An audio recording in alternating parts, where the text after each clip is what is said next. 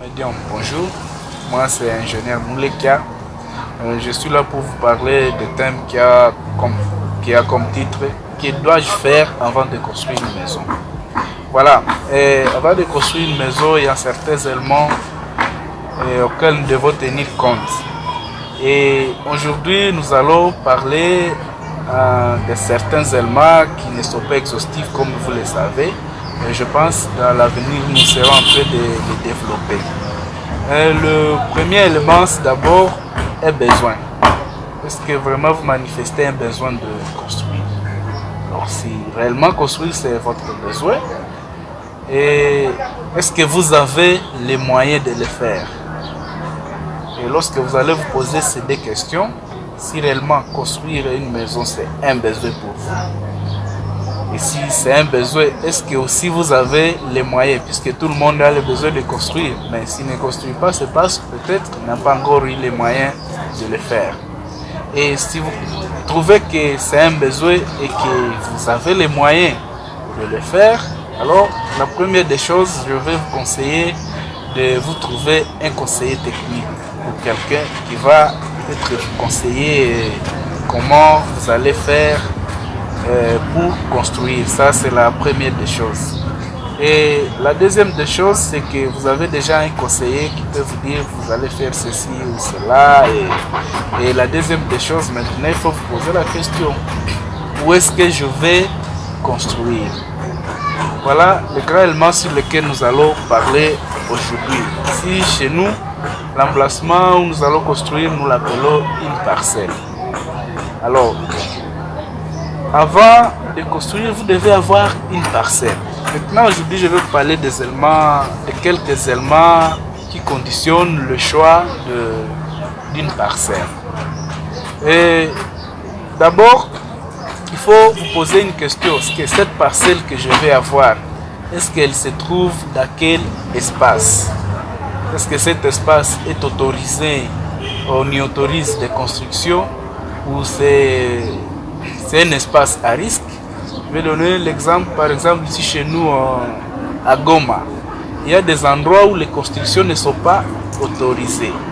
Par exemple les endroits où il y a les mazoukou, si nous connaissons les mazoukou, souvent que nous appelons gaz.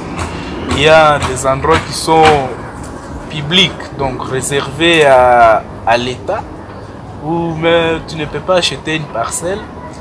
Il y a des endroits qui sont donc que l'État concerne, par exemple les parcs et autre chose. Alors il faut d'abord vous poser la question: cette parcelle que je vais acheter, elle se trouve où? Lorsque vous allez répondre à ces quelques éléments, le deuxième point va concerner l'accessibilité.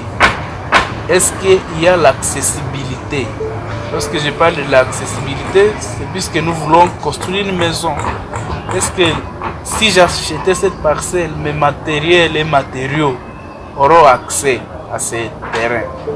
À part ça, est-ce que moi-même j'aurai accès à ces terrains? Et si vous trouvez que c'est accessible, alors il faut aller à une troisième question qui concerne maintenant la qualité du sol. La qualité du sol sur laquelle tu vas construire ta maison. Puisque tu peux avoir un endroit, il est accessible, c'est autorisé, mais est-ce que c'est prêt à recevoir une construction? Voilà la qualité du sol. Je vais seulement donner quelques éléments qui vont peut-être nous permettre de comprendre la qualité du sol. Par exemple, est-ce que c'est un sol qui est marécagé? Est-ce que c'est un sol qui est pierreux comme si chez nous à Goma? Est-ce que c'est un sol qui est sablonné? Est-ce que c'est un sol qui est gravelé? Voilà au moins les quelques éléments sur lesquels nous nous posons la question. Et l'autre élément, il faut voir: est-ce que cet emplacement ou cette parcelle respecte les normes de l'urbanisme? Est-ce que je parle des normes de l'urbanisme? Est-ce que ce n'est pas une partie de la route qu'on veut me vendre? Est-ce que ce n'est pas une partie du marché qu'on veut me vendre? Est-ce que lorsque je vais acheter ici, demain ou après-demain, quand on va urbaniser ce quartier, il n'y aura pas une avenue qui viendra couper ou diviser ma parcelle à deux? Et maintenant, vous aurez répondre à ces quelques éléments. Et le dernier élément sera maintenant, est-ce que cette parcelle correspond à mon besoin? Est-ce qu'il va satisfaire mon besoin? Là, je parle maintenant des dimensionnements. Puisque tu veux vouloir construire une école, maintenant tu t'achètes une parcelle de 5 sur 5. Vous comprenez que ça ne sera pas possible.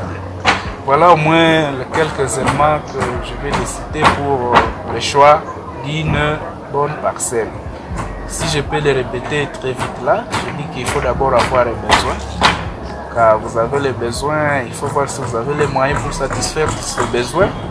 Il faut avoir un conseiller technique qui va vous aider maintenant dans le processus de la construction. Et puis là, nous avons dit que votre besoin, vous ne saurez pas le réaliser si vous n'avez pas où le réaliser. C'est pourquoi il faut d'abord faire le choix d'une parcelle.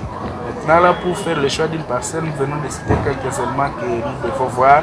Il faut voir est-ce que cet espace et les constructions ils sont autorisées, c'est sans risque. Il faut que cet espace ait une accessibilité. Nous avons parlé aussi de la qualité du sol.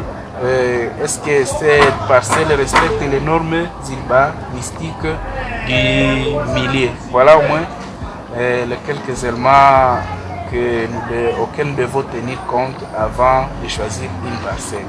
Merci beaucoup.